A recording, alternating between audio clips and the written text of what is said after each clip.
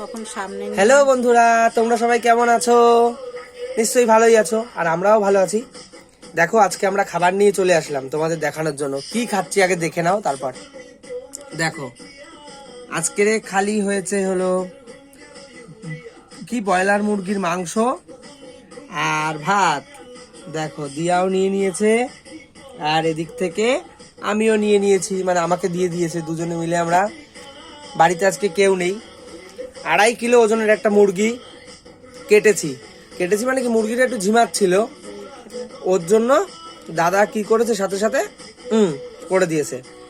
করে আমরা এই যে এখন খাবো, তাই কেউ নেই। আর অন্য অন্য দিন তো দ্বীপ ঠিক মানে আমাদের সলমাই একদম দিদার ভরে যায় নাতি পুতি দিয়ে, আর আমরা ভালো করে খেতেও পারি না।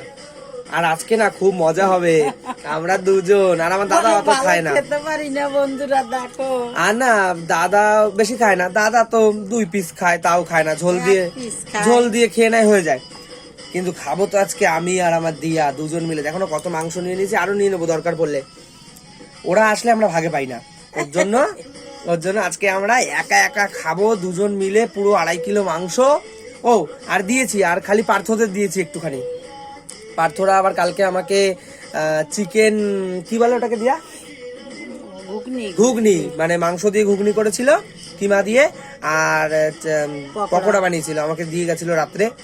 আমি রুটি দিয়ে খেয়েছি। যাই হোক, তাই এই যে এখন আমরা এই যে ভাত নিয়ে খেয়ে নেবো, ওদের একটু দিয়েছি, আর আমরা খাবো এখন। এই কেমন হয়েছে। তাই বন্ধুরা, আজকে আমরা আর কিছুই করি নাই, শুধু মাংস। এই মাংস দিয়ে আমরা ভাত খাবো এখন। তাই আর এখন গান হচ্ছে, তুমি কোন শহরের মাইয়া গো, লাগে উড়া গুড়া, তোমার এই যে দেখলে পরে পুরা মাথায় ঘুরায়। শুনেছো তো, সঙ্গীত বাংলা চলছে, আর এদিকে মাংস দিয়ে ভাত। আর আজকে না মেঘলা, মেঘ খুব সুন্দর ওয়েদারটা, ওর জন্য আমরা খাচ্ছি। সেই টেস্ট। কিন্তু একটা কথা বন্ধুরা, যতই খাই আর যাই করি, সবাই মিলে খাওয়ার মজাটাই আলাদা। এরকম করে খেতে না একদম ভালো লাগে না, আমার তো ভালো লাগেই না। এরকম করে খাওয়া যায় না, একটুখানি খেলেই হয়ে গেছে খাওয়া। আর সবাই মিলে এক পিস করে খেলেও না, তাতেও ভালো লাগে, তাতেও বেশ ভালো লাগে যে হ্যাঁ খাচ্ছি। আমরা দুইজনে বসে খাচ্ছি। ও দাদা খেয়েছে, 1 পিস মাংস খেয়েছে, খেয়ে চলে গেছে। আর ঝোল নিয়েছিল, খুব টেস্ট হয়েছে, আর খুব ঝাল হয়েছে। আমার দাদা তো ঝালের জ্বালা খেতেই পারছে না।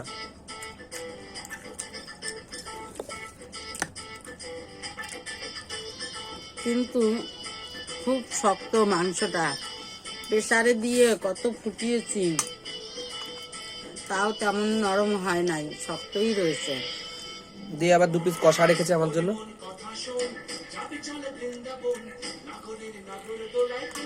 তো যাই হোক বন্ধুরা, আমরা খেয়ে নিই। এই অবধি ভিডিওটা থাকলো।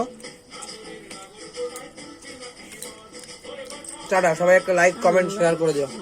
টাটা বন্ধুরা, খেয়ে নিই আমরা।